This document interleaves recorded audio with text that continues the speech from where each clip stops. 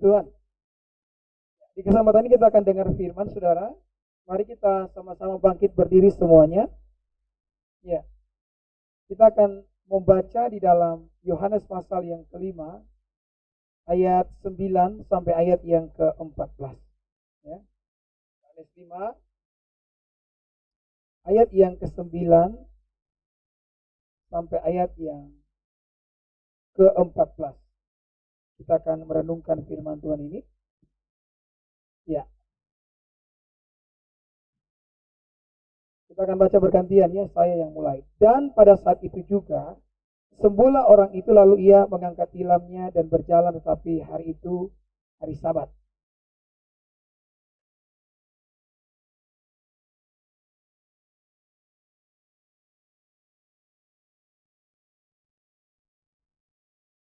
Akan tetapi ia menjawab mereka, orang yang telah menyembuhkan aku, dia yang mengatakan kepadaku, angkatlah tilammu dan berjalanlah. Ayat 12.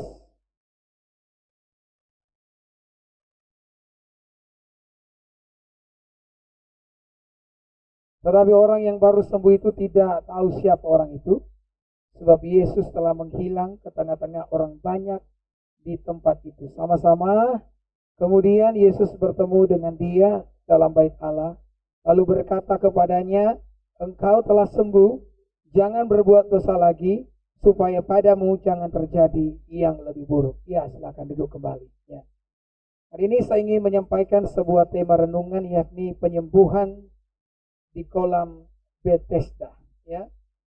Jadi di ayat yang ke-9 dan ayat sampai ayat yang ke-11, ya, di sana Yesus menyembuhkan orang sakit ini pada hari Sabat. Ya. Hari Sabat bagi orang Yahudi dikenal sebagai hari suci. Ya. Bagi orang Hindu hari Nyepi. Ya. Di mana tidak boleh ada aktivitas sama sekali. Seseorang yang beragama Yahudi memang harus Yahudi, agama Hindu, ya, harus mengkhususkan Nyepi, ya kan? Nah, sama juga dengan orang yang beragama Yahudi, mereka harus mengkhususkan hari Sabat, ya. Hari Sabat dianggap begitu sakral, sehingga siapapun yang beraktivitas di hari Sabat dianggap melanggar kesucian, ya. Dan saya percaya Yesus tahu tentang hal ini. Dia tahu bahwa hari Sabat di mana tidak boleh ada orang yang bekerja, ya. Semua orang perlu beristirahat dari segala macam aktivitas untuk menghargai Allah, ya. Karena Allah telah menciptakan langit dan bumi dari hari pertama sampai hari yang ke-6. Hari yang ke-7 disebut hari Sabat, Allah beristirahat. Nah, jadi Yesus menyembuhkan, kata Alkitab, hari itu hari Sabat di ayat 9 bagian yang paling akhir. Nah, apa yang kita pelajari? Yang pertama, ini yang saya mau sampaikan, bahwa Allah tidak pernah berhenti bekerja. Bilang kiri kanan, Allah tidak pernah berhenti bekerja. Ya, ada lagu Waymaker yang interlude-nya, even when I don't feel your presence, kalau tidak salah kan, even I don't see your work, ya. Jadi meskipun saya tidak merasakan, ya, kehadiranmu, meskipun saya tidak melihat perbuatanmu, saya percaya engkau Allah yang tetap bekerja, ya. Jadi mungkin kehidupan kita tampak biasa-biasa dalam sebuah perjuangan hidup yang kita lakukan, ya. Tampak sepertinya tidak ada sesuatu yang spesial yang hari-hari ini terjadi kepada kita, ya. Tidak ada sesuatu yang spektakuler yang terjadi. Tapi saudara perlu percaya bahwa hidupmu sementara dipersiapkan oleh Tuhan. Tuhan itu sementara bekerja meskipun engkau tidak melihatnya dan engkau tidak merasakan, ya. Kan lagu itu berkata demikian, Waymaker, ya. You are Waymaker, Promise Keeper, Light in the dark, ya. Engkaulah pembuat jalan, engkaulah penjaga janji, engkau terang di dalam gelap. Maka sebagai anak muda, ketika kita mendengarkan firman Tuhan ini, kita perlu antusias di dalam menjalani kehidupan kita, di dalam saudara-saudara menapaki masa depan kita. Kenapa? Karena engkau tidak pernah bekerja seorang diri. Engkau tidak pernah mempersiapkan masa depanmu sendiri. Tuhan Yesus sementara bekerja bersama-sama dengan kita. Meskipun dia tidak terlihat, meskipun engkau tidak merasakannya, Tuhan itu bekerja di dalam kehidupan kita. Yang percaya bilang amin. Ya. Makanya anak muda itu harus antusias, sama-sama bilang antusias. Iya. Jangan jadi anak muda ya, kerja tak mau, usaha tak mau, angkat status Devi kan indah pada waktunya. Ya, orang NTT bilang bangun keong racun, ya, kamu tidur terlalu miring. Ya. Jadi kita perlu antusias nih. Kenapa? Karena Tuhan bekerja bersama dengan kita. Bahkan Alkitab mengatakan Tuhan itu bekerja pada saat kita lagi tidur, saudara-saudara. Tahu enggak di mana ayatnya? Tuhan bekerja pada saat saya dan saudara tidur. Mazmur 127, lihat ayat yang kedua. Mazmur 127, ayat yang kedua. Memang enak sekali kok kalau melihat ayat di depan sini. Ya, ada juga di sini tapi kurang greget begitu kan. Baca 2, 2, 3. Sia-sialah terus dan sampai jauh malam dan makan roti yang diperoleh dengan susah payah. Sebab ia memberikannya kepada yang dicintainya pada waktu tidur. Bayangkan Alkitab mengatakan pada saat engkau tidur pun ada berkat Tuhan. Bukan engkau berkata berarti mulai sekarang Kak, saya tidak akan lagi bekerja. Saya akan jadi kaum rebahan seumur hidup saya. Ya. Tidak demikian, bukan berarti kita harus bermalas-malasan, tidak kerja, tidak study, tidak. Kita harus bekerja, kita harus study. Tetapi ini janji Tuhan bagi setiap orang yang mencintainya, bahkan pada saat engkau tidur, waktu engkau tidak produktif. Kapan kita tidak produktif? Pada saat kita tidur. Kita hanya menciptakan pulau-pulau di atas bantal, saudara. Dengan air liur kita. Apalagi kalau sudah tertidur nyenyak, ya. Dari Sabang sampai Merauke berjajar pulau-pulau, ya. Tercetak dengan nyata, ya, di atas setiap bantal guling kah, ya, di atas bantal kepala kah, ya. Tidak ada yang menghasilkan pada saat kita tidur kecuali tai mata, saudara, kotoran mata, ya. Tetapi Alkitab mengatakan kalau kita mencintai Tuhan, ya, Mazmur 127 ayat 2 tadi, ya, bahwa segala sesuatu yang diperoleh orang fasik dengan susah payah itu justru diberikan kepada anak Tuhan yang mencintai Tuhan pada saat mereka lagi tidur. Yang mengerti bilang amin. Amin. Nah, kita kasih contoh saudara-saudara, dalam Alkitab ada yang namanya Adam. Adam kan diciptakan Tuhan pertama seorang diri. Satu-satunya makhluk di muka bumi manusia disebut Adam. Nah, kemudian Alkitab mengatakan Tuhan memperhatikan bahwa tidak baik Adam seorang diri. Ya. Artinya Tuhan sudah selesai menciptakan kan? Betul ya? Hari pertama sampai hari yang ke-6. Sudah selesai kan? Manusia merupakan puncak penciptaan Tuhan. Jadi Tuhan tidak akan bekerja lagi atau menciptakan sesuatu. Tetapi yang terjadi ketika Tuhan melihat bahwa manusia tidak baik seorang diri, maka Tuhan kembali lagi bekerja. Itulah sebabnya kenapa Yesus mengatakan bahwa Bapakku tidak pernah berhenti bekerja sampai sekarang, maka aku pun tidak. Ketika Tuhan melihat ada kekurangan dalam hidupmu. Iya enggak? Ya. Apa yang kurang sekarang dalam hidup kita? Tuhan memperhatikan itu. Bahkan saya mau kasih tahu sama adik-adik yang diberkati oleh Tuhan. Adam ini bahkan sendiri dia tidak tahu apa yang kurang dengan dirinya. Ya. Dia tidak bisa berkata begini, Tuhan kasih saya seorang wanita. Karena tidak ada yang bisa memberikan sebuah contoh. Katakanlah mungkin ada 2 keluarga yang diciptakan oleh Tuhan. Ya. Atau ada 1 keluarga yang diciptakan oleh Tuhan selain Adam. Di sana ada sepasang suami istri, kemudian Adam sendiri. Ada mungkin ketika melihat tetangganya yang punya istri, dia bisa minta Tuhan, saya juga kasih istri, betul enggak? Tapi dia cuma satu-satunya. Belum ada makhluk yang namanya perempuan pada waktu itu. Ya. Jadi walaupun dia merasa kurang, dia tidak mengerti apa yang kurang ya. Dia tidak bisa menjelaskan kekurangannya kepada Tuhan, tapi Tuhan mampu melihat itu. Maka kita mengatakan Tuhan buat Adam tidur. Waktu Adam tidur, Tuhan ambil tulang rusuknya. Dan dari tulang rusuk inilah Tuhan bangun manusia yang kedua yang bernama Hawa atau perempuan itu sendiri. Jadi di dalam tidurnya Adam, Tuhan pun bekerja. Jadi Tuhan itu bekerja sampai sekarang, ya. Jadi sebagai anak muda, mari kita mau terus berkarya, kita mau terus bekerja, kita mau terus tadi percaya dan mengharapkan yang terbaik terjadi dalam kehidupan setiap kita. Karena saya sungguh percaya kalau engkau mencintai Tuhan, kata Alkitab, Tuhan menyediakan masa depan yang penuh dengan harapan. Amin. Ya. Saudara Martin Luther King Jr., dia pernah menyampaikan kalimat ini. Kalimat ini sangat baik sekali, ya. Dia berkata begini, jika kamu tidak bisa terbang, maka berlarilah. Jika kamu tidak dapat berlari, maka berjalanlah.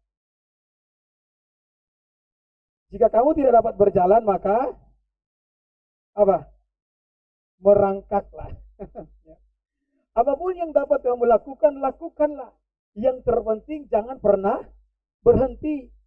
Tidak apa-apa berjalan lambat, teman-teman. Yang penting jangan pernah berjalan mundur.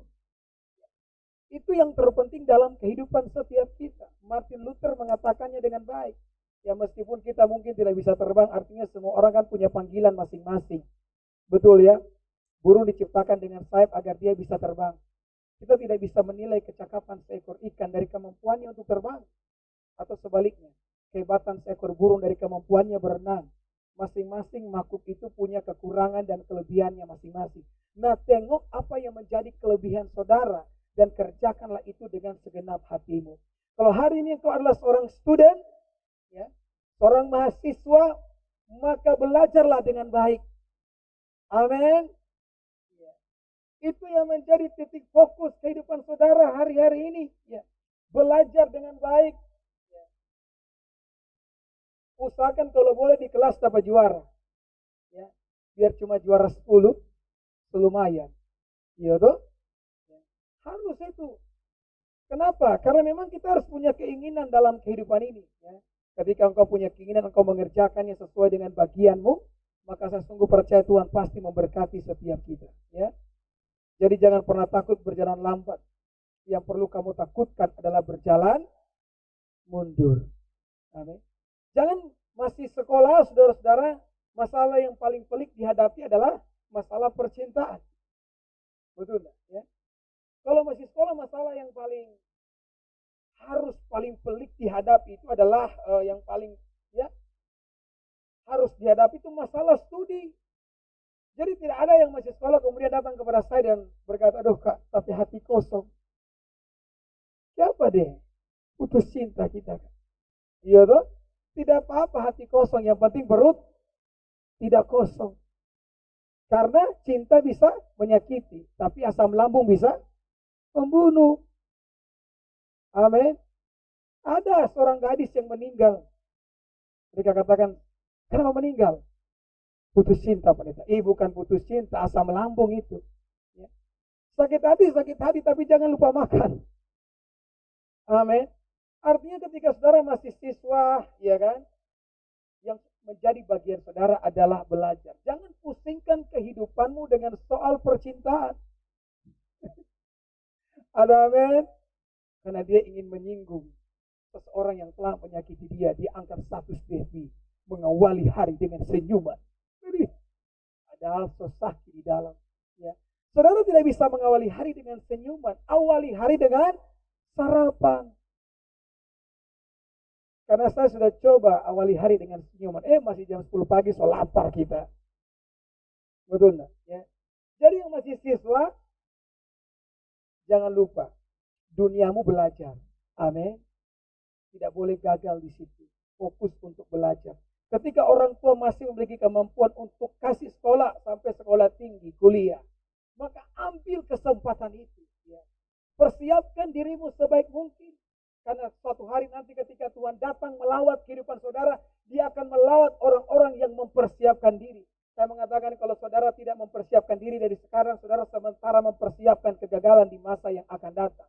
Karena saya pernah mengkhotbahkan bahwa waktu yang paling berkualitas adalah sekarang.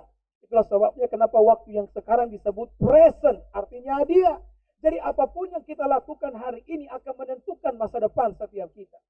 Betul tidak? Apapun yang kita alami sekarang, ini merupakan hasil daripada apa yang kita pikirkan, yang kita lakukan di masa lampau. Tapi apa yang akan terjadi di masa depan adalah hasil dari apa yang kita pikirkan sekarang dan kita kerjakan sekarang. Amin. Jadi taruh perhatianmu kepada perkara-perkara yang penting di dalam kehidupan ini. Yang percaya bilang amin. Ya, Tuhan Yesus masih bekerja sampai sekarang. Kita lihat ayat 12 dan ayat 13. Ayat 12 dan ayat 13. Yohanes pasal 5. Yohanes pasal 5 ayat 12 13. Ya. Semua lihat di atas ini ya. Mereka bertanya kepadanya, siapakah orang itu yang berkata kepadamu, angkatlah tilangmu dan berjalan.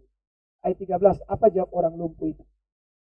Dia jawab, tetapi orang yang baru sembuh itu tidak tahu siapa orang itu.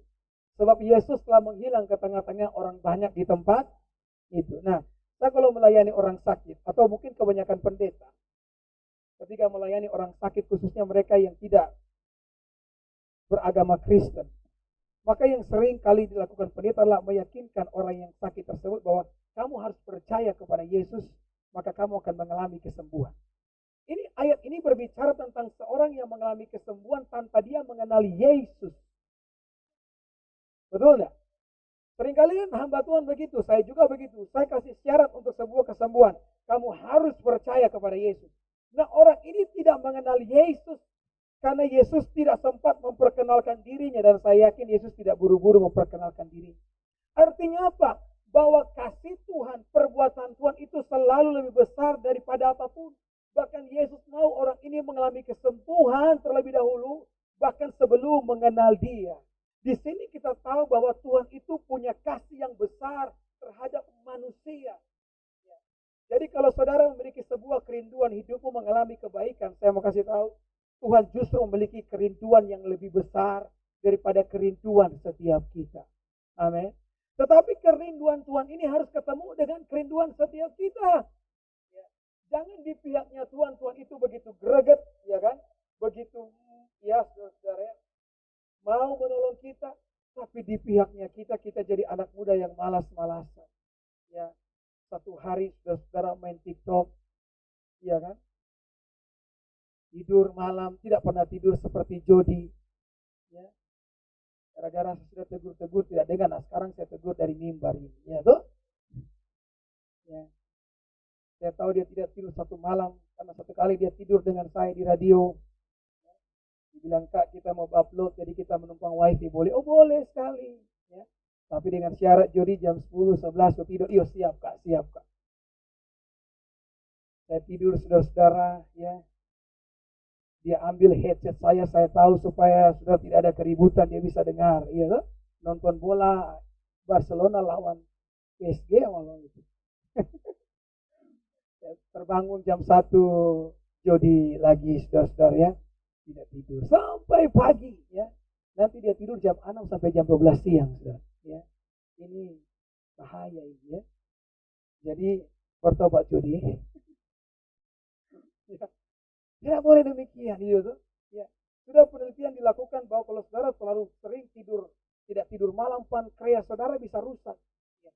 Saya memperhatikan sekarang ada begitu banyak anak muda yang meninggal di usia dini. Kenapa? Karena tidak tahu menjaga kesehatan. Segala sesuatu ada waktunya. Amin. Ketika ibadah, buka handphone, yang saudara buka itu Alkitab, bukan aplikasi yang lain. Karena saya tahu sebagai anak muda, hari-hari pasti saudara pegang handphone, betul enggak? Ya. Hari-hari buka aplikasi, chattingan, ya. Sampai sudah tidak ada mau dibuat, sudah pakai filter-filter yang segala macam. Satu kali saya lihat Irian sudah babak belur, kemudian dia story. Saya takut karena ada seperti cakaran. Ini seperti perkelahian antara seorang istri dengan pelakor, saudara-saudara. Di dalam perasaan takut saya langsung messenger dia. Iren, kenapa dia kasih yang HP muka sebegitu? Dia balas, Kak, cuma filter kok itu. Lihat, gara-gara kenapa saudara? Ya. Tidak masalah lah kita main handphone. Ya. Karena ini juga saudara hiburan. Ya. Tapi segala sesuatu ada waktunya. Di pihaknya Tuhan, Tuhan rindu memberkati kita. Tapi saudara harus bekerja sama dengan Tuhan. Artinya gunakanlah waktu-waktumu sebaik mungkin untuk melakukan hal-hal yang produktif. Iya enggak? Ya. Kalau punya waktu luang, ya buka apa kayak begitu, belajar bahasa Inggris kayak. Iya kan? Nonton film setel apa itu subtitle bahasa Inggris, iya kan? Sambil nonton, saudara bisa sambil belajar supaya ada sesuatu yang ditambahkan. Jangan saudara mencoba semua filter sampai saya kaget, astagfirullahaladzim. Kenapa yang terjadi dengan kamu, Iren? Ya tuh, ternyata cuma filter. Ya, jadi Tuhan itu mau kita diberkati, tapi kita juga harus bekerja sama dengan Tuhan. Ya, jadi saudara-saudara, orang ini tidak mengenal siapa Yesus. Bahkan dia sudah mengalami kesembuhan. Ya. Sebelum dia mengenal yang namanya Yesus Kristus. Ya. Jadi saudaraku yang diberkati Tuhan, dari situ kita belajar Tuhan itu punya kasih yang besar. Ya. Punya passion yang besar untuk memberkati setiap kita. Yang percaya bilang amin. Ya. Tuhan punya kasih yang besar untuk memberkati saya dan saudara. Yang kedua saya temukan begini, kalau saya mendoakan orang sakit dan orang sakit itu sembuh, kadang-kadang dalam lubuk hati saya yang paling dalam, saya mau orang yang sembuh dari sakit itu bersaksi kepada orang banyak bahwa pendeta Dedek yang mendoakan kesembuhan. Ya, supaya ya mendongkrakkan nama saudara. Semakin banyak pelayanan, maksudnya begitu ya. Tapi ini sesuatu yang tidak baik. Artinya ketika Yesus berbuat baik dengan penuh ketulusan. Ya. Hari-hari ini saudara-saudara, sementara krisis yang namanya ketulusan. Saya dengar berita kemarin, saudara ingat tak pernah terjadi pembunuhan di Perancis? Ada seorang guru yang digorok lehernya oleh seorang Muslim gara-gara karikatur Muhammad, ingat tak berita itu? Sampai menghebohkan seluruh dunia. Kemarin berita terbaru keluar, ternyata semua itu hanyalah hoax. Ya.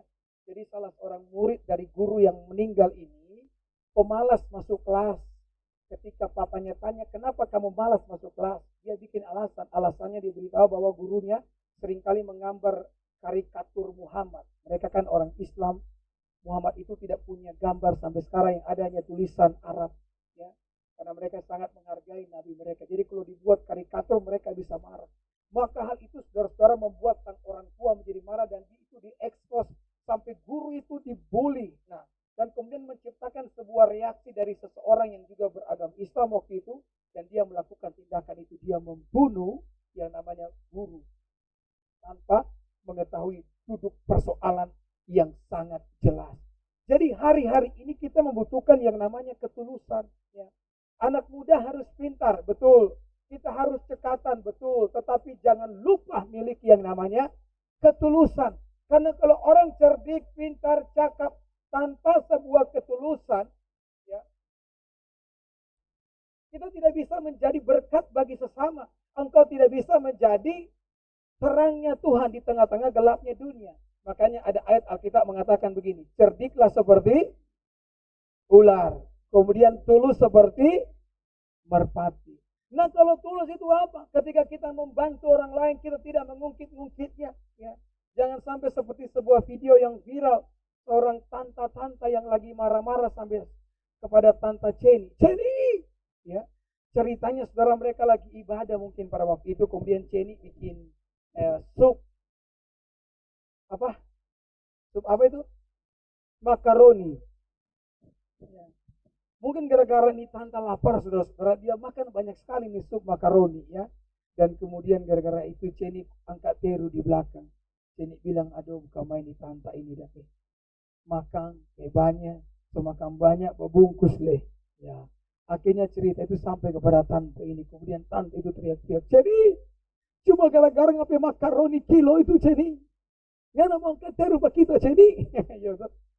Nanti kita beli makaroni kilo, tak kasih ceke pangan. Orang menari bilang ceke. Ya. Karena makan sampai bangka puru Ceni. Ya. Ini berarti tidak tulus, saudara-saudara ya. Jadi ketika engkau berbuat baik, ya, ketika engkau menolong orang lain, ya, bakal menjadi berkat di tengah-tengah keluargamu. Lakukanlah semuanya dalam ketulusan. Karena setiap perbuatan baik yang dilakukan dengan ketulusan, Alkitab mengatakan itu menyenangkan hati Tuhan.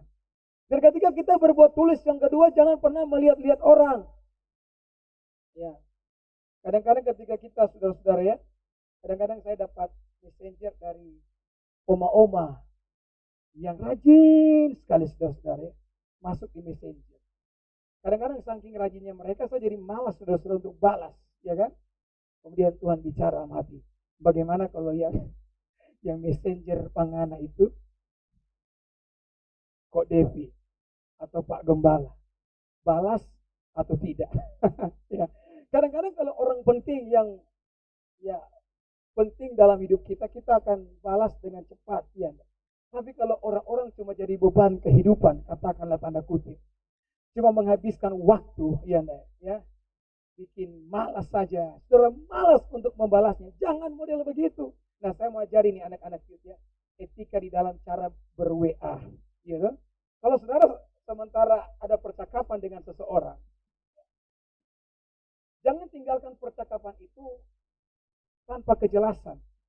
Artinya apapun yang kalian perbincangkan, ya, apapun itu, selalu harus ada yang namanya penutup percakapan. Amin. Jangan seperti Jaya Langkung, saudara.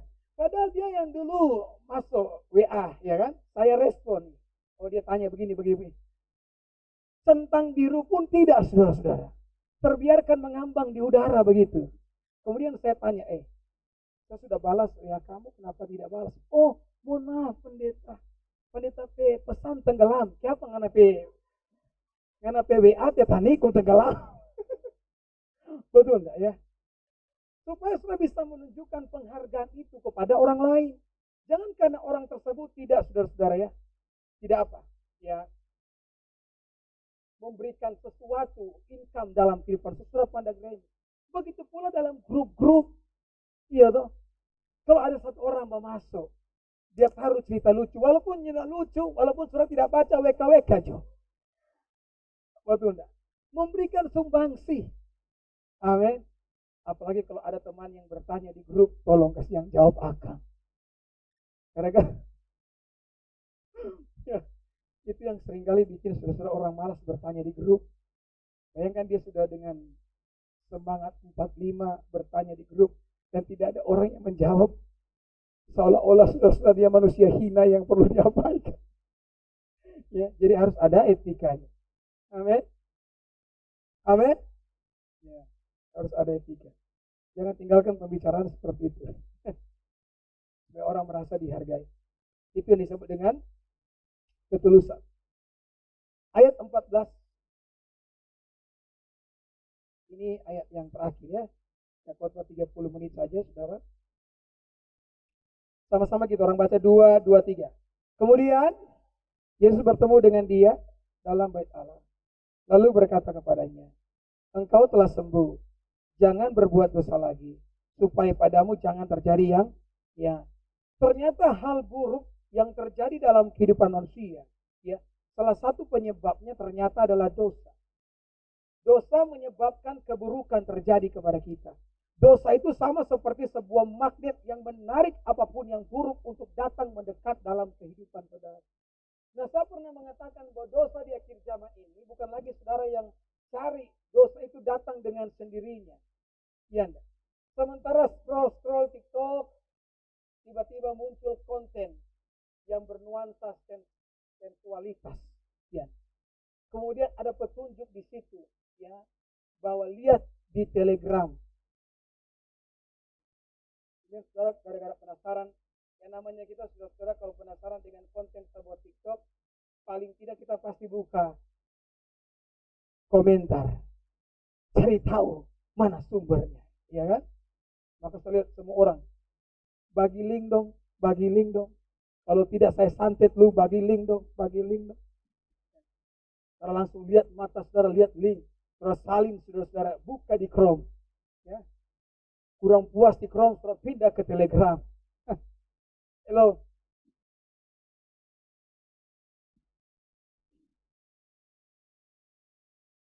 Sekarang dosa tidak lagi saudara cari, dosa datang sendiri. Betul. Saya mau kasih tahu sama anak muda tempat ini, ya, bahwa kita perlu hidup menjauh dari dosa supaya hal buruk tidak terjadi kepada setiap kita. Alkitab mengatakan orang ini lumpuh 38 tahun. Dan penyebab dia lumpuh selama 38 tahun itu karena dosa. Amin. Pelumpuhan di sini bukan hanya berbicara secara fisik, saudara-saudara. Kalau orang lumpuh secara fisik, yang kau tahu dia lumpuh, dia tidak bisa berbuat apa-apa. Tapi ada begitu banyak orang, begitu banyak manusia, begitu banyak anak muda yang kelihatan begitu berpotensi, tapi entah bagaimana potensinya begitu lumpuh dan tidak berdampak bagi orang banyak. Betul nggak? Ya. Dia punya kecakapan, dia punya apa lagi? Ya, karunia, ya. Dia pintar, dia hebat, tapi sepertinya segala sesuatu itu tidak pernah cukup untuk membangun kehidupannya sendiri. Dia benar-benar lumpuh. Hal ini disebabkan oleh karena apa? Ada dosa dalam kehidupan. Maka saya mau berkata buat setiap anak muda di tempat ini, Tuhan Yesus mengasihi engkau. Tuhan Yesus mencintai orang berdosa. Kalau kita bikin dosa, datang pada Tuhan. Tuhan minta ampun. Kasih saya kekuatan. Baharui hidup saya, hati saya. Untuk saya hidup di dalam kebenaran. Karena memang betul kadang-kadang perjalanan kehidupan anak muda akan disertai dengan hal yang seperti itu. Tapi kalau engkau mencintai Tuhan, ada bedanya orang yang mencintai Tuhan dengan yang tidak. Kalau orang mencintai Tuhan, saudara, dia bisa melakukan dosa. Tapi dia tidak bisa menikmati dosa. Ya, toh? Dia bisa, saya bisa, Charlie bisa, apa lagi? Dido bisa, ya kan? Tapi sesudah melakukannya, kita akan merasa terdakwa. Kita tidak punya lagi minat atau nikmat terhadap sebuah dosa. Engkau akan merasa bersalah dalam batin. Nah, ketika hal itu terjadi, datang kepada Tuhan dan minta ampun sebelum hal buruk terjadi dalam kehidupan setiap kita.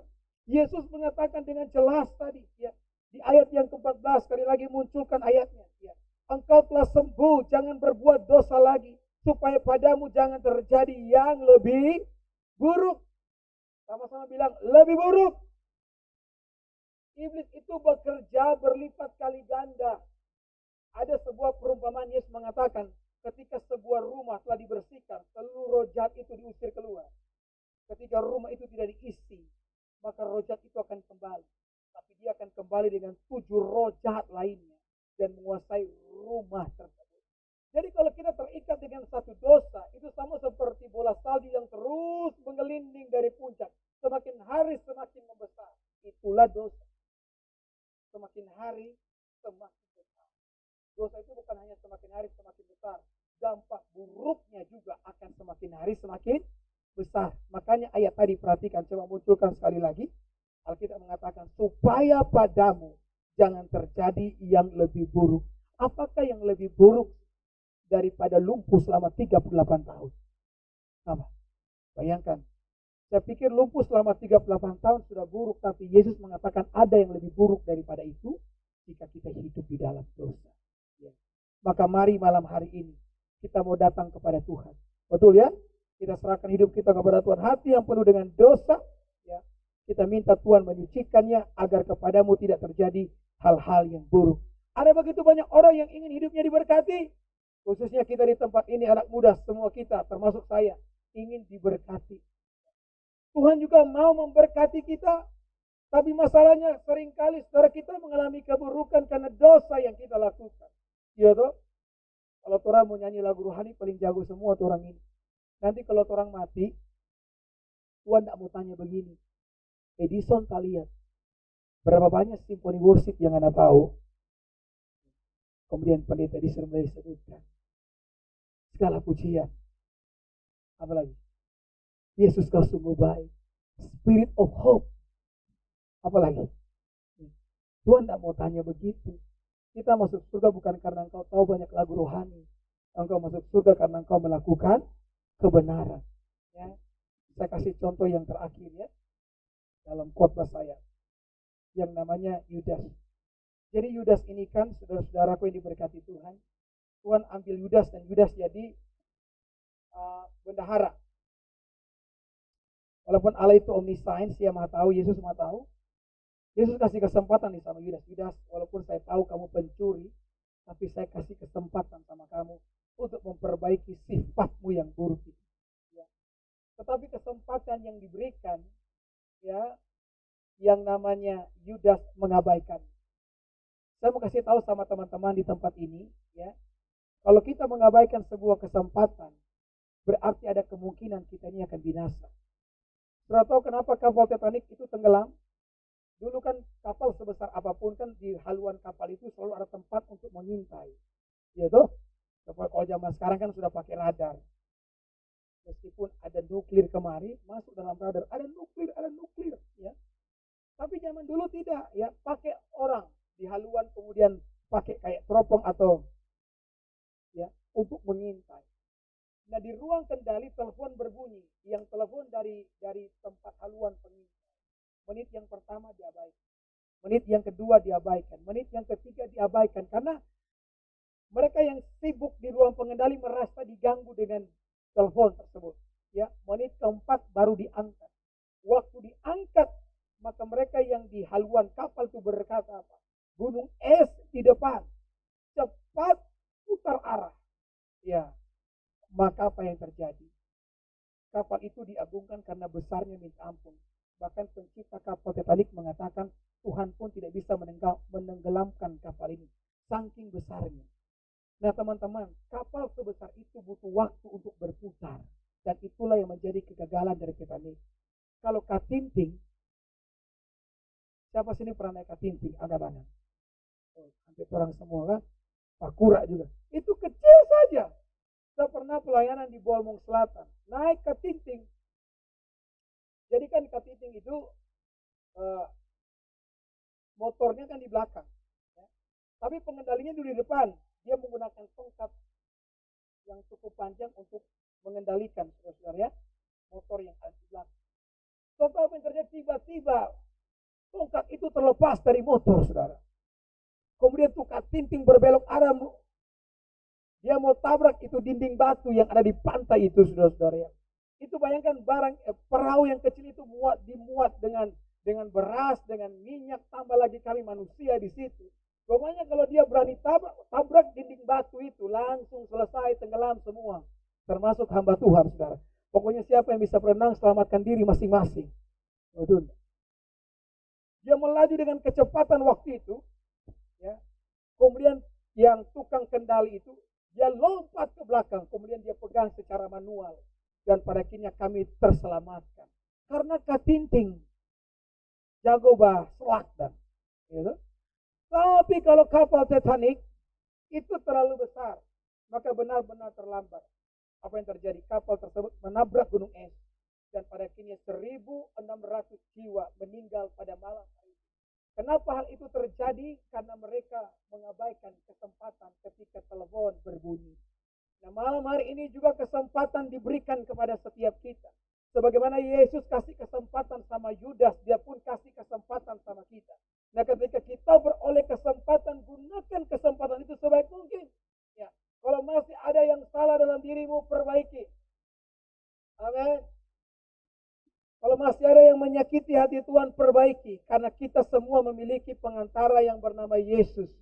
Di sana darahnya tersedia bagi kita. Ya, ketika engkau datang meminta ampun sama Tuhan, Tuhan bisa mengampuni saudara. Ya, iblis itu tidak pernah memberkati kita. Dosa selalu merusak kita. Maka Yudas pada waktu itu ingin bunuh diri. Ya, loh? Saya pernah menceritakan ini. Waktu dia membunuh diri, saudara-saudara, iblis pun rasanya tidak rela dia penderitaannya itu cepat berlalu. Maka tali yang dia pakai untuk gantung diri putus, saudara-saudara. Waktu putus dia jatuh tertelungkup ke depan. Alkitab mengatakan perutnya terbuka dan seluruh isi perutnya itu tumpah keluar. Jadi ginjalnya, ususnya, mungkin jantungnya, itu semua sudah jadi milik setan. Kenapa? Karena dia mengkonsumsi produknya setan. Dia makan uang haram, uang yang bukan miliknya, diambil, dimakan. Maka itu mendarah daging dalam tubuhnya. Maka apa yang menjadi produk setan diambil lagi. Betul kata Yesus, berhenti berbuat dosa supaya hal buruk tidak terjadi kepada dia. Bayangkan ketika dia jatuh tertelungkup, seluruh isi perutnya tumpah keluar. Saudara, berbeda hal dengan yang namanya Petrus. Petrus juga melakukan kesalahan dosa. Tapi Petrus mau mengaku di hadapan Tuhan. Yang saya tekankan di malam hari ini, mari semua kita sebagai anak muda, kita mau datang kepada Allah kita.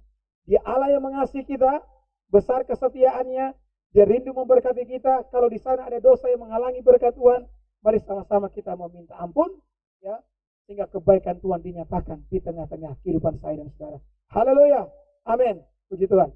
Mari kita bangkit berdiri semuanya.